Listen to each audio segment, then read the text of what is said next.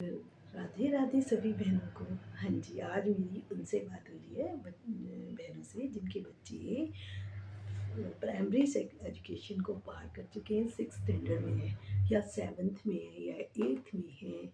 मैंने अपने teaching career के दौरान देखा कि जो बच्चे 6th 7th 8th में पहुंच जाते हैं और उनको मात्रा ज्ञान नहीं होता, स्पेलिंग्स की भी प्रॉब्लम होती है, उनका बेसिक कॉन्सेप्ट क्लियर नहीं होते, तो बच्चे बहुत सारी मिस्टेक करते हैं। कोई एक छोटा-सा पैराग्राफ लिखने में भी उनको बहुत दिक्कत होती है।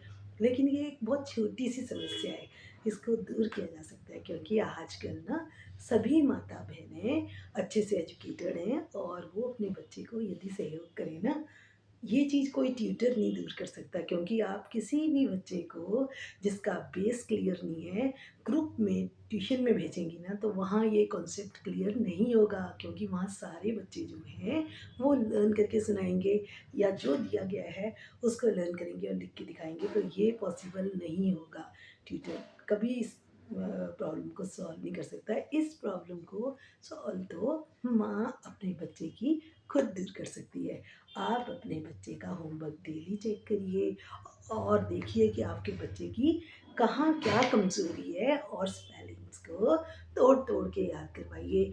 और जो हिंदी की मात्राएँ हैं, उनका ज्ञान बच्चों को दीजिए कि जैसे आप छोटी ई की मात्रा में या छोटे ऊ की मात्रा में मुँह जो है वो बंद रहता है, जैसे कु। फिर अब छोटी की मात्रा है, आपने लिखना है जैसे दिया, तो दी या दिया, तो दी।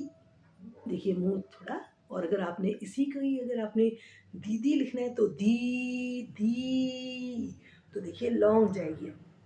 यानी मात्रा जो है बड़ी, उसमें मुँह या तो लय बड़ी होगी या मुँह जो है वो पूरा खुलेगा। बड़ी मात्रा में और जो छोटी मात्राएँ हैं, उनमें जो है साँस रोक के, जैसे कुछ में कु, देखिए कु, मुँह बंद, छ, कुछ, कु, छ, कुछ।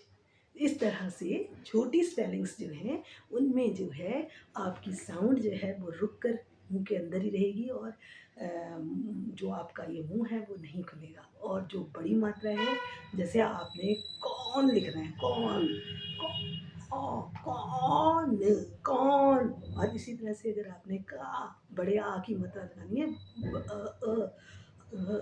अब लिखना है तो अब। देखिए मुँह कम खुला और आपने लिखना है आपने लिखना है आप। देखो बड़ा आ की आवाज़ आ रही है तो मुँह खुल रहा है ज़ोर से। तो इसी तरह से आप अपने बच्चे को ये पहचान कराइए कि आपका जो छोटी मात्रा में मुँह जो है वो छोटा खुलेगा और बड़ी में आपका मुँह जो है वो गोल ऐसे खुलेगा। या फिर आपने कूका, कूका लिखना है तो कू, देखिए लंबी आवाज़ जा रही है।